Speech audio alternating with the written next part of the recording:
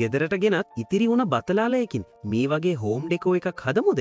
බතල කියන්නේ වතුරේ ඉතා පහසුවෙන් පැල කරගන්න පුළුවන් අලවර්ගයක්.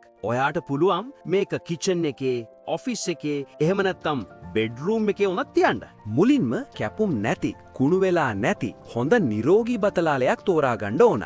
ඊට පස්සේ බතලාලය වතුර මට්ටමට ඉහළින් තියාගන්න අලේ මැද කොටස වටේට ටූත් පික්ස් ටිකක් ගහන්න. දැන් ඉතින් අලයේ පහළ කොටස පමණක් වතුරේ ගිලිලා තියෙන විදියට බතල අලය වීදුරු බෝතලේ උඩින් තියන්න. මතක් කරලා හොඳට හැදෙන්න නම් තද්ද හිරු එළිය කෙලින්ම වැටෙන්නේ නැති ජනේලයක් ළඟින් තියන්න. ටික දවසකින් ඔයාලට බලා ගන්න පුළුවන් බතලාලේ යට කොටසින් මේ විදියට පොඩි පොඩි මුල් හැදෙනවා. ඔය අතරතුර බතලාලේ උඩ කොටසින් අලුත් දළු වෙන්න පටන් ගන්නවා. මතක් කරලා බෝතලේ වතුර මාරු කරන්න.